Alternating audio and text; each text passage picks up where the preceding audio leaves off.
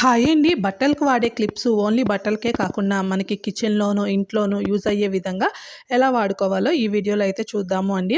ముందుగా ఒక డబుల్ టేప్‌నైతే తీసేసుకొని వీడియోలో చూపించిన విధంగా ఒక చిన్న పీస్‌నైతే కట్ చేసేసుకోండి. దీన్ని క్లిప్‌కి ఇలా వెనకాల పెట్టేసేసుకోండి. దీన్ని మనకి కిచెన్‌లో కానీ, లేకపోతే ఎక్కడ కన్వీనియంట్‌గా ఉంటే అక్కడ ఫ్రిడ్జ్ దగ్గర కానీ ఇలా పెట్టేసేసుకొని కొన్ని పేపర్స్‌నైతే ఇలా వీడియోలో చూపించిన విధంగా కట్ చేసుకుందాము అండి. ఎందుకనుకుంటున్నారా?